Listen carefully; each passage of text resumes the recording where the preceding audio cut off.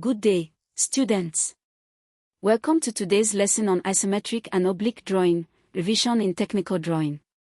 This lesson is part of your SS3 Senior Secondary School Curriculum, approved by NERDC, the National Educational Research and Development Council of Nigeria.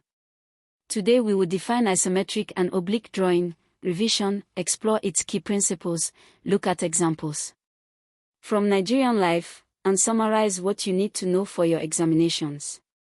Whether you are preparing for your BECE, WAEC, or NECO, this lesson will help you build the knowledge and confidence you need.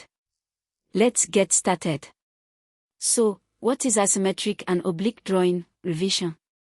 From the market of Onitsha, to the oil fields of Rivers State, to the groundnut pyramids once found in Kano, isometric and oblique drawing, revision connects your classroom to the real Nigeria you live in.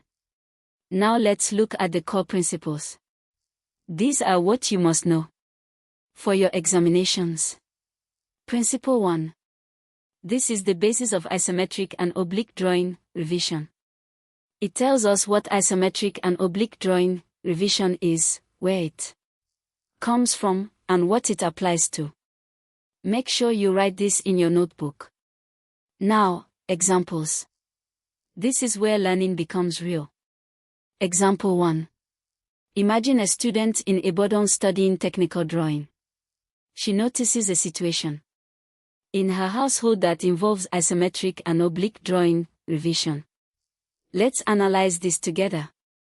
Did you see how we applied the principle step by step? That is exactly what WAEC examiners expect from you.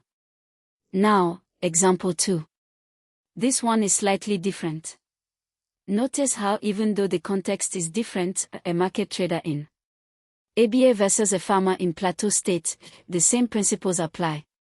That is the beauty of technical drawing, the knowledge travels with you.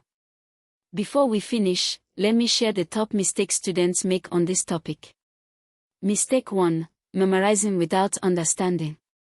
If you only memorize the definition of isometric and oblique drawing, revision without understanding it, you will struggle with application questions.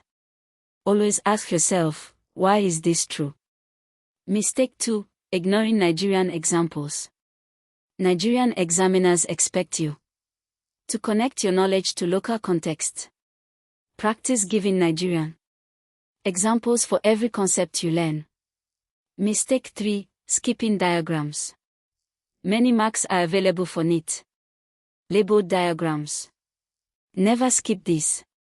Excellent work today, students. Let us review what we covered. Keep studying hard. Visit Litech Academy at academy.litech.com.ng for more NERDC-approved lessons from JSS 1 to SS3, all subjects, all terms. Powered by Litech Solutions Limited.